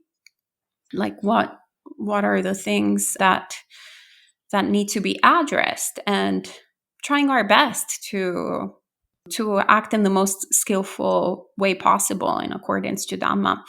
And of course, we're not perfect, so I'm pretty sure that not everything we did is perfect, but there's the aspiration for perfection. There is the aspiration for enlightenment, and so hopefully we're closer to awakening. Mm-hmm. And do you feel, so some of the innovations that you've done and this pivot that you've made in wanting to face and respond to these worldly situations head on, do you feel this is kind of a momentary shift in terms of what the needs are at the moment? Or do you feel that something a bit more powerful and dramatic, that it might be affecting the very mission or fundamental nature of what your monastery is and how it behaves in the world? Yes, absolutely. As with everyone in the world right now, I think the pandemic has been a big earthquake in our lives, and also somewhat created the conditions to see what is important and what is not important. So, of course, the lockdown and everything has accelerated the monastery part of our monastery and retreat center. Mm-hmm. So before, I think we were operating more as a retreat center. Right. And now we're operating more as a monastery. And so I'm not quite sure what exactly the future will be. We'll only know then. Sure. But yeah, of course, there's no turning back to the form, shape, and mind that we were in the past. That's all gone. We've had a new rebirth. So we'll see. Once again, we're just practicing engaged Buddhism. Right now, there's lots of enthusiasm, as I was mentioning, in terms of joining this community also in robes. So people who are aspiring to be monastics. So that's what we're currently working at here. And it's also, as I was mentioning, a gender inclusive monastery. So there's also interesting conversations that we're having in what exactly that looks like, especially since we're all wearing Theravada robes. There's not really a pre-existing model to look at, to copy and paste. Mm. So this is creating some really interesting conversations, and also the realization that sometimes things are a problem only if we make them into a problem, which is quite refreshing. But it's all new, so so that's why I'm saying that there's a lot of blessings, because probably these conversations wouldn't have happened, or these dynamics wouldn't have happened had such a tragic thing like the pandemic hit us. And yeah, we'll see. Yeah, it sounds like you're juggling a lot there. Yes, absolutely. We never get bored here. Well, I really appreciate the time that you made today with everything else you have going on, and to be able to share a bit about how your monastery has progressed and where you're at now with the pandemic and how you're responding to it. And before we close out, was there anything else you wanted to add? No, thank you so much for having me today. And I'm really happy that you're doing this project in Myanmar. I've seen a lot of friends that were featured in the podcasts. So keep up the good work. I've also seen actually the fundraisers that you all have supported for the female monastics in Burma. Sadhu, sadhu, sadhu. So that's all really good work. So sending many blessings to you all. Yeah, thank you. Thank you. That's wonderful. And I'm sure we'll chat more about some more topics in the future with you personally or other people connected to your monastery, and wishing you all the best for moving forward. Likewise. Thank you. Okay. Thanks. I'd like to take this time to offer sincere gratitude for those listeners who have supported our effort. Thank you. Without your generous contribution, we would not be able to do what we're doing. And if you've not yet donated, we'd like to take a moment to remind everyone that our work is 100% listener supported. In fact, no team member receives full remuneration for their work. Some volunteer their time, while others offer a large discount for their professional services. But even so, every episode we produce has a cost.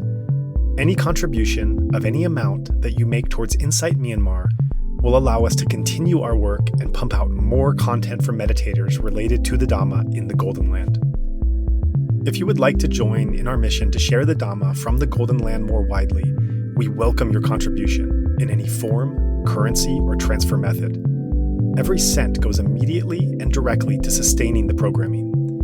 You can give right on our website via credit card by going to insightmyanmar.org/donation or through PayPal by going to paypal.me/insightmyanmar. We also take donation through Patreon, Venmo, GoFundMe, and Cash App. In all cases, simply search Insight Myanmar on each platform and you'll find our account. Alternatively, you can also visit our website for specific links to any of these respective accounts, or feel free to email us at info@insightmyanmar.org. In all cases, that's Insight Myanmar, one word, spelled INSIGHTMYANMAR. If you would like to give in another way, please contact us. Thank you for your kind consideration.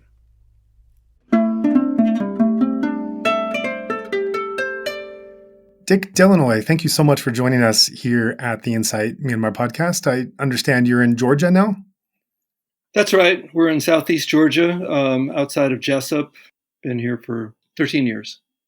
Oh, okay, great. And you're at a Vipassana center there? That's right.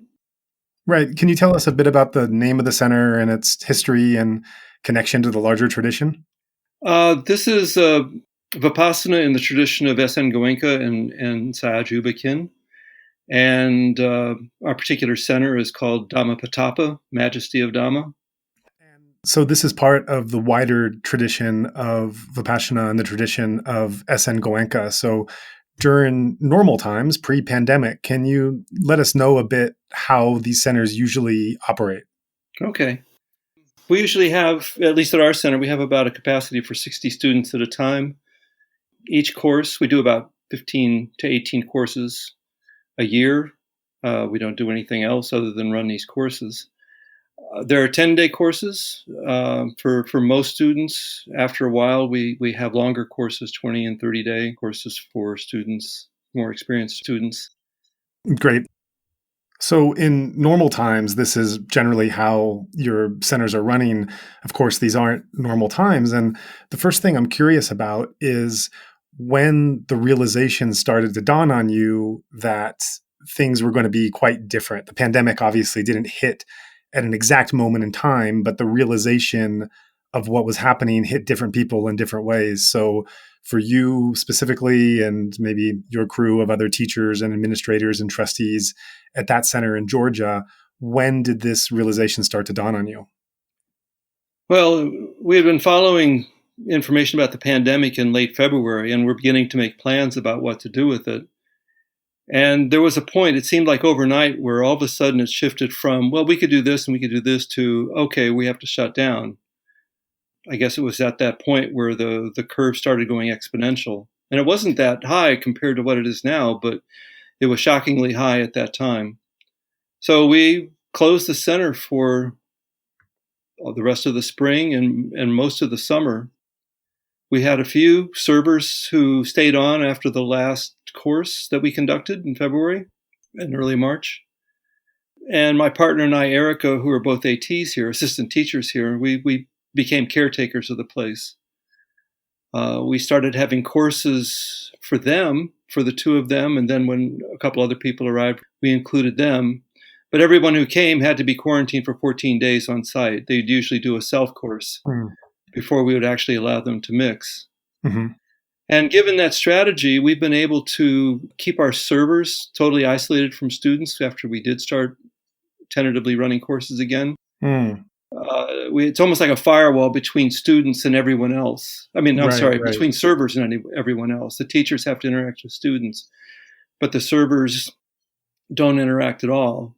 And as a consequence, they're able to work together as a team without wearing masks in the kitchen or anywhere else for that matter, as long as they're on the site. It's like a little monastery now that we never go anywhere anymore except to go to Walmart and get curbside pickup for food and supplies. Right. You mentioned how the servers and the students have zero interaction at all. There's like a firewall. Is that different than normal times? What in pre-pandemic, what would be the normal interaction between servers and students? Well, two different kinds of servers. One's the kitchen staff. They put the meals out, and the meals were eaten in a dining room attached to the kitchen. The students could ring a doorbell for assistance if something ran out or they needed something or other. They were sharing the same airspace in the building. Mm-hmm.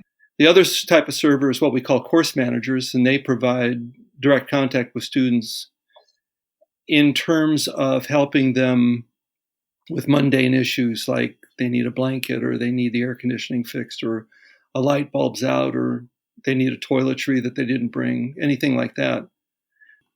Oh, we also serve 2 meals a day, breakfast and lunch, and then a tea time where old students would drink lemon water or tea and new students might have a piece of fruit.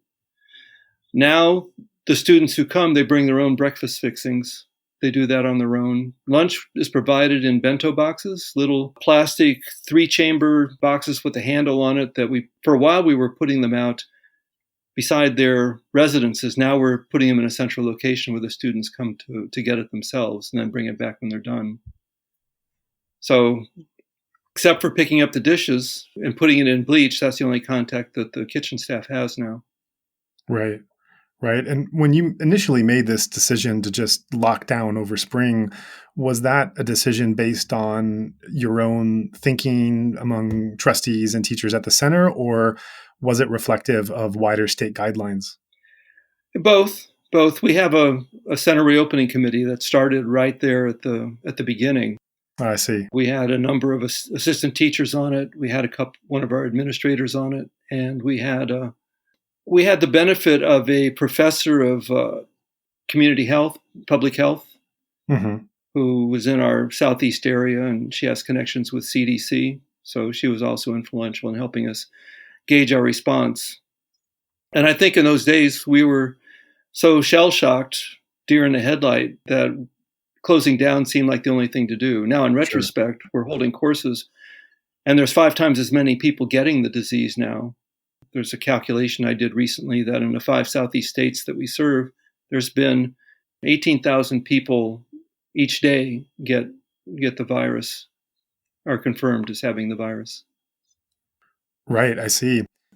So as you were making these decisions, I understand that in this tradition, there's also other centers that are nearby in other states, other non-centers that also have their own committees, and then, of course, in other countries.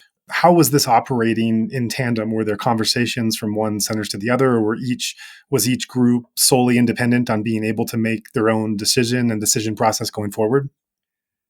There was a lot of information exchanged, but we've pretty much run each center independently. They make their own judgment about what's safe in their area.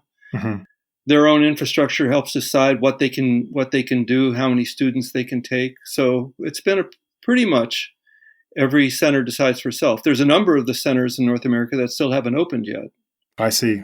Then a couple that started before us. I think that we became confident enough. We started with some teachers who wanted to do a self-course here. And that's when we started delivering meals to them, and they would do their own breakfast. And once we saw that pattern, we thought, well, let's try 4, then let's try 8. Right now, we're up to 20 students at a time. 20, and the normal capacity is 60, you said? And the normal capacity is around 60, yes. Right. And in terms of those centers that have reopened, are they following a similar set of protocol, or is every center in this tradition kind of doing something different according to their own evaluation? It's pretty much doing it differently. I don't think anyone's doing the bento box procedures we have. I see. They're still doing meals, although they're serving them individually. And I'm not 100% sure of that, actually. We haven't had that much communication lately. Some of the centers are small enough anyway that they didn't really need to do that much adjustment, it sounds like. Mm-hmm. One other thing we're doing differently, and this is also a fairly big deal, is that we restrict the number of students in the hall to a small number. Initially, we weren't letting students in the meditation hall at all, that they were doing their courses as self-courses in their hall. And over the last 6 courses, we've gotten a little more adventuresome about letting people into the hall. Right now, what we do is a maximum of 5 men and 5 women in the hall. On this course, my partner Erica is conducting in the hall with those students. And of the 10, we do a switchover in the morning so that the most experienced students can come in from 8 to 11 o'clock in the hall. And then the newer old students, none of them are new students, they all have had at least one course.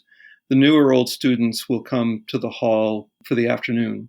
So everyone gets a chance to be in the hall. We also have a pretty powerful energy recovery ventilation system that pretty much flushes the air out in the 2-hour gap between when one crew ends and the other crew starts. I see. Was this a new innovation, or was this from the original time of the center? This came along partway through this. We were starting to think about UV lights and HEPA filters as a way of clearing the virus. And our public health service person said that, the best way to do is just ventilate it. That's the best way of removing the virus. The reason we're doing a split shift is that the course, even for experienced old students, it was pretty difficult. It's like sitting one of our long courses. Because there's not much interaction, there's no socializing, and it's not that you're socializing, it's just that you see other people in the dining room, they're around you, they're making noise. You get up and walk around, and so that tends to break the cycle so that you don't stray off too far into the weeds, so to speak, that you don't go too deep too fast. When we started with the old students and we didn't let anyone in the hall, we resorted to doing more frequent interviews, that we would invite almost everybody in for an interview every day, just to touch base with them, to give them a little bit of extroversion so they weren't so introverted. And now at the split shift, we're doing better. The fewer students are complaining that it was really hard.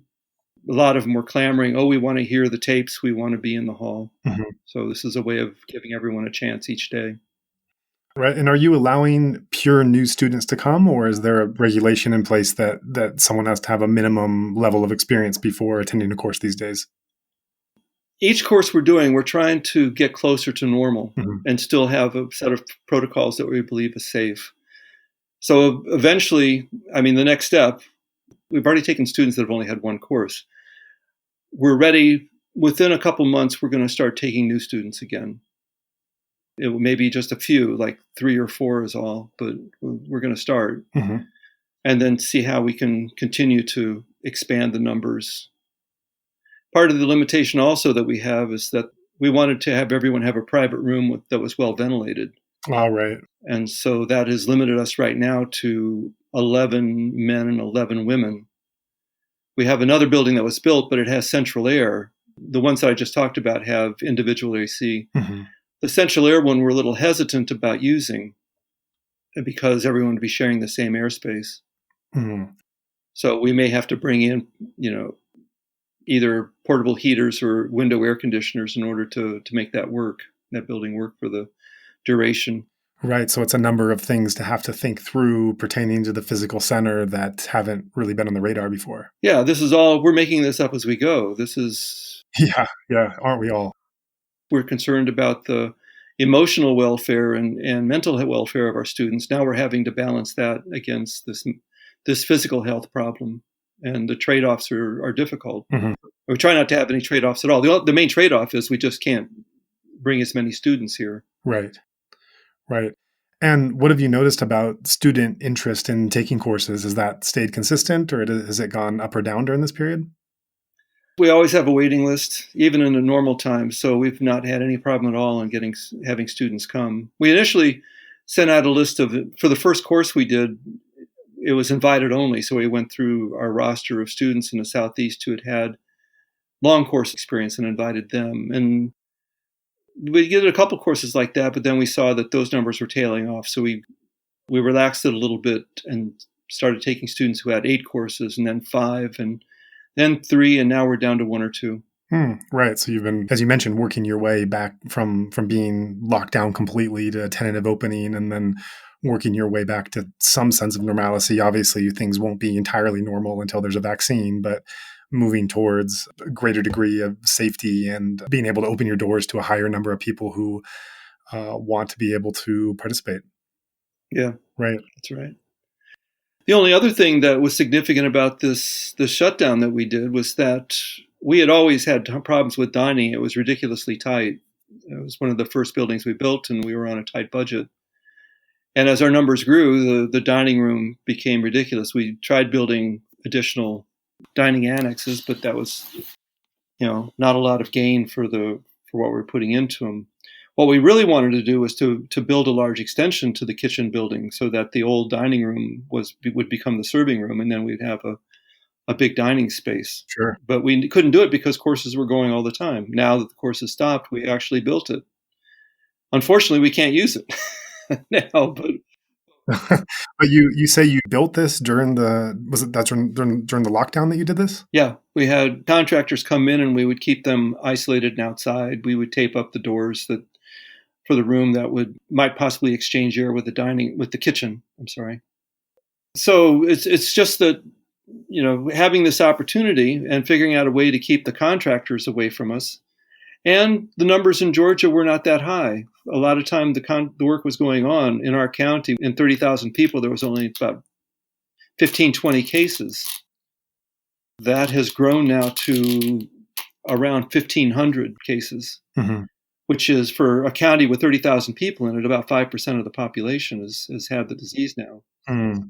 Right. It's funny hearing you say that, because during the pandemic, obviously different people are affected in different ways. It offers a way to look at one's life patterns and do different things. And often in the world, people have talked about how with the pandemic, it had them get back into themselves. Some people took up a meditation practice at home. Some just, even if they weren't meditating per se, they became a bit more internal and quiet and in their own world and in their own space. And then we check in with a meditation center, and it's kind of the opposite thing going on during the lockdown, at least, that the meditation center, by necessity, people stop meditating as much, and then something very worldly like construction is able to take place, and activity that normally doesn't happen because everyone's meditating is able to go ahead. So it's kind of this reversal between the worldly and spiritual dynamics. So it's kind of interesting. Kind of. I mean, I still consider us in a very strange state right now. The lockdown is still pretty severe. That construction happened when we weren't running courses. So we were only worried about our servers.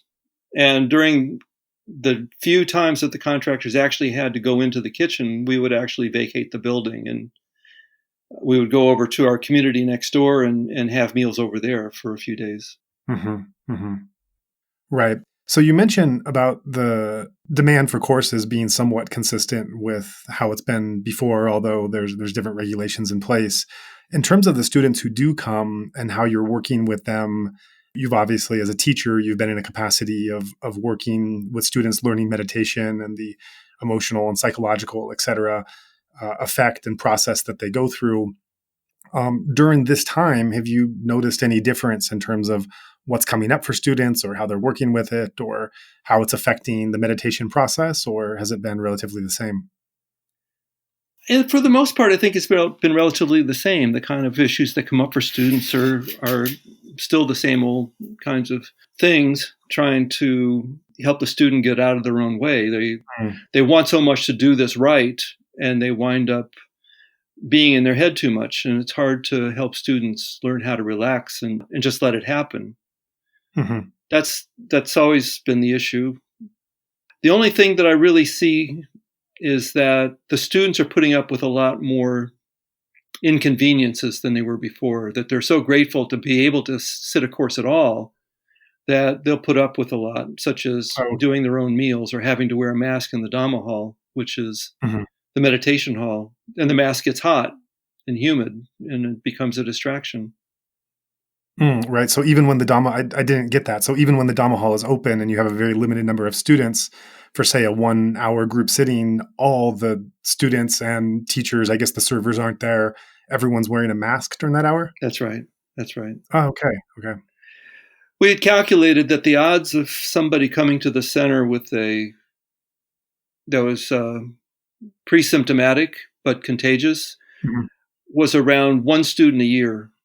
And the consequences of that could be serious. That one course, especially if a server got sick, that we would shut the course down at that point. We couldn't continue.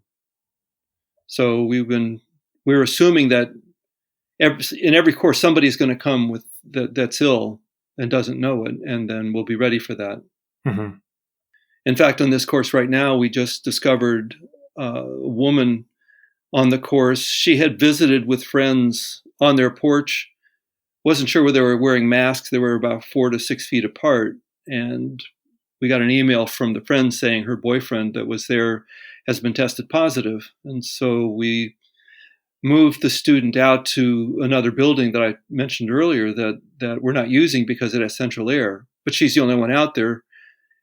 So it doesn't matter whether she's sick or not. So she's gone into seclusion. If she shows symptoms, we'll send her home right away so she can get to someplace safe by the time that on the chance that she'd become seriously ill. I see, right. So you have to make judgments in the moment of responding to things coming up during this time. Yeah. So in hindsight, our action to have a mask on in the Dhamma hall makes a lot of sense. Yeah, right. We already have been, running up against, could this be it? Mm-hmm. Sure. On a personal level, obviously the teachings of the Buddha, the practice of meditation, these weren't meant for times of stability or prosperity, the normal that most of us are used to living in, at least in Western countries or developed countries, and it might take for granted, but also just as relevant during these times of difficulty and strife. And I'm wondering, in your own personal practice, if any insights about the relevancy and the importance of these teachings has come through your meditation practice in a new way or a different way than prior to the pandemic without these conditions being present. I think that the only personal thing that was different is that, I guess it dovetails with this, is that a group of us started doing, more study of the Buddha's teachings, reading the suttas, and having more insight into what the Buddha was talking about. Being able to read it has helped my practice in ways I'm not sure I understand, but things are different. Oh, uh-huh.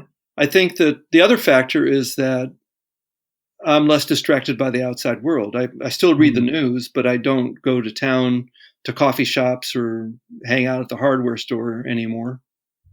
There's nobody to visit. So, right. So, everyone, servers and Eric and I included, that I think we're tending to become more introverted and more relying on the smaller community of Dhamma workers. Mm-hmm. Right. And so this decision to join the study group that was predicated on the pandemic occurring at the time, that was some way like a motivator to join that? I think it may have for some of them. I think it was more coincidental that we had talked about it and started it. But whether or not that was because of the virus, I'm not sure. It certainly wasn't my intention. Because of that, I think we just found ourselves with more time. Oh, sure. Right. Yeah.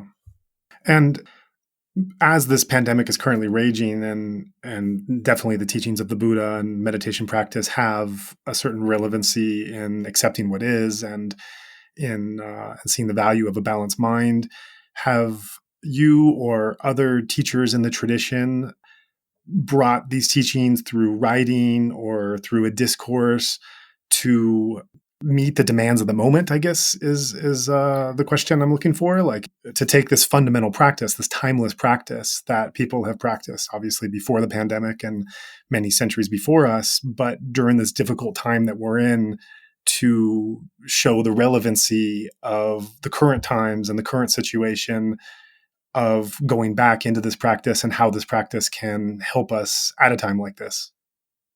Yeah. We have an elder scholar, Paul Fleischman, who's written a lot, and he had put together a talk a while back. A few years ago, he had a talk about how to prevent the Dhamma from hurting you. That people resort oftentimes to the Buddha's teachings not for the sake of liberation, but for reasons of escape. For instance, that they're trying to escape some difficulty in the world, and so they see this as an opportunity. And the coronavirus just piles on the stress to people, and there's even more inclination to withdraw. Some people might start meditating 4 or 5, 6 hours a day and maybe go too deep, too far again, as I was alluding to before. Mm-hmm. So one other thing that happened was that the center in Massachusetts developed periodic Zoom sessions in which we would do group sits for anyone around the country who wanted to dial in. And there was often usually a question and answer session following it, maybe a discourse, some kind of recording from Goenkaji or some other teacher, some other, things like the Dhamma Brothers, that movie, and there was other movies that were made about the Dhamma being taught in India. Those kinds of things were aired on a twice weekly basis. Group sits were twice a day, still going on as far as I know. Right. So we started resorting to high tech as a way of compensating for the lack of courses. Right. And what was the reception to that? Very positive, especially at first. It was almost always, we had set aside 500 slots on Zoom, and we were filled pretty much all the time. There are one-day courses we're also having, by the way, that have been well received. On Zoom with the one-day courses? Yeah, one-day courses on Zoom right. that lasted like 4 to 6 hours on a Saturday. The number of students lately seem to be drifting down to 250 or so. But our students, our servers had been tapped into that, and it was usually 8 or 9. Towards the end, we had about 7 or 8, 9 students who could tap into it and listen in. So, if that happens everywhere, that 500 slots may actually be accommodating 1,000 or 2,000 students. Right. Yeah, that's great. Yeah, and one of the things about this pandemic that's raging is that it is changing society and human action in ways that we might not even understand for many years from now. And the same can be said for companies, businesses, offices, as well as religions and spiritual organizations. So I'm curious, and as this process is going on in the case of some businesses and organizations, it's having some of them innovate and look how to bring their services or products or work in a way they had never thought before because there's so many regulations in place. But I've heard several stories about once some of these innovations started, just because of the pandemic, people have stepped back and thought, well, actually, this is a pretty good idea. We never realized, that we could do it this way or that we could work in that way. So I'm curious about a spiritual organization, one that's primarily centered around the teaching of meditation. Have there been shifts that you had to do in the way these teachings were disseminated or certain protocols at the center, certain outreach to the students that you've had to innovate by force of the circumstances that you might take a step back and when this is all over, say, that was actually a pretty good idea. We can, even in normal times, this is something good to think about and continue doing. I can't think of anything offhand. I mean, the goal that we've set is to try to bring it back to normal again. Try to get back to the original schedule and pacing that Goenkaji had established and that we've been operating for a long time. We have this community of teachers who don't know anything else but that. I mean, we could. I mean, some of the things we played with is using more video conferencing. Maybe that would work. I think everything will depend on how the vaccinations go.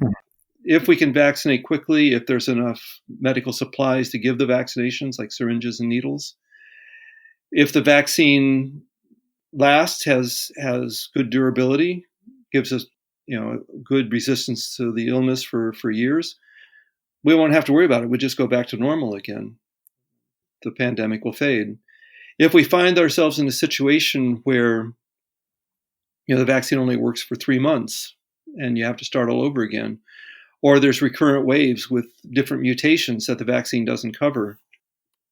I could think of a lot of scenarios, kind of depressing scenarios, that could cause us to have to stay in this mode, and that will just keep trying to increase the numbers under these circumstances. The possibility of contagion, the possibility we have to shut a course, and see if we can minimize the risk for everybody and still be able to function. Right. Yeah, understood. These are definitely uncertain times that we're all living in. And I really thank you for the time that you've given today. I know that you're speaking to us in the middle of a course right now. What day are you on? This is day 5 out of 10. Okay. Well, thanks so much for making time for this. And was there anything else you wanted to add? There's one thing. One other way in which we've changed our procedures is that we are now taking a lot more care in accepting students beforehand. So we are asking students before they come to quarantine if possible, and to fill out a profile to say, all right, what kind of work do you do? Do you work where there's a lot of people? Do you wear masks? Or you have family members who have been sick recently? All these things go into the procedures for accepting students.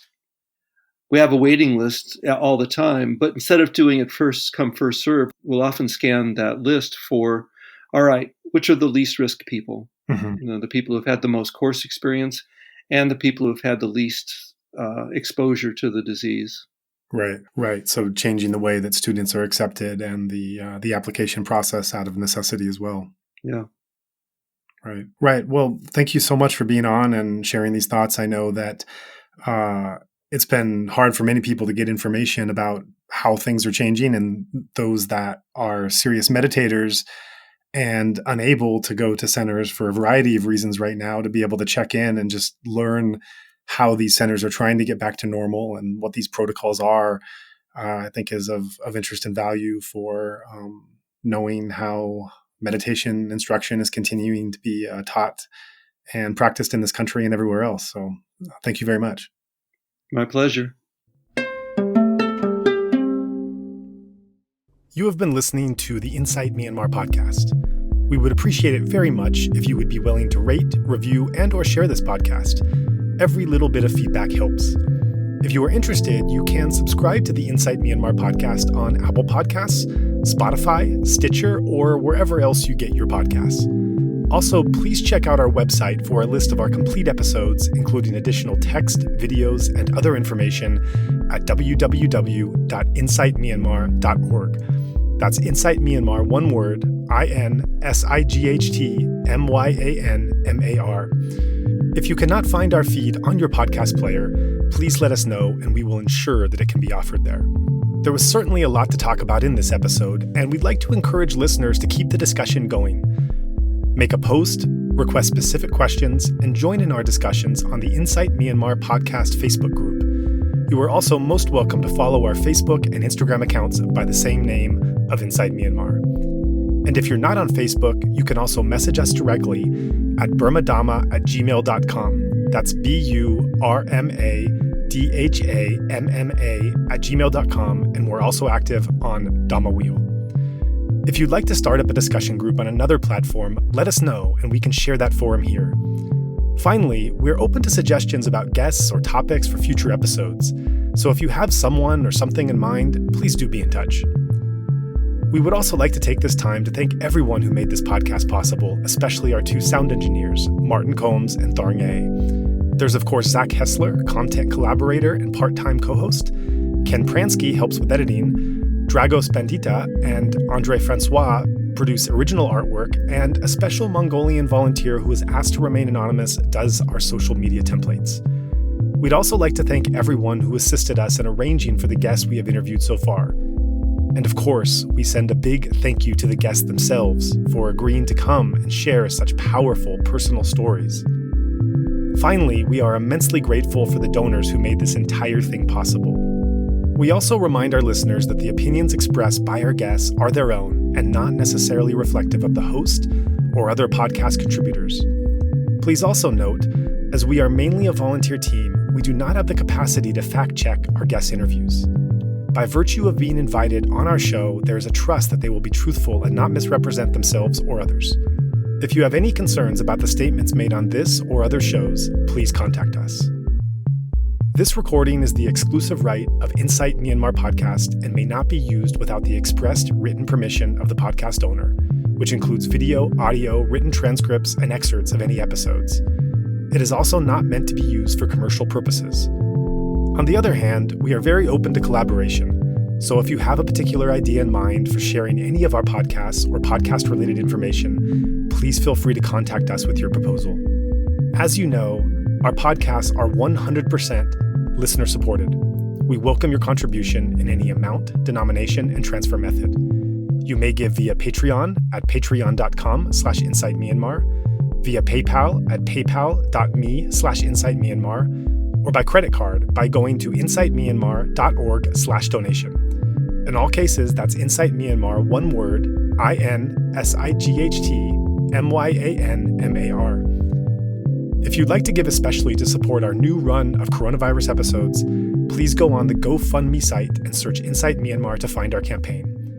If you are in Myanmar and would like to give a cash donation, please feel free to get in touch with us. Thanks, and see you next show.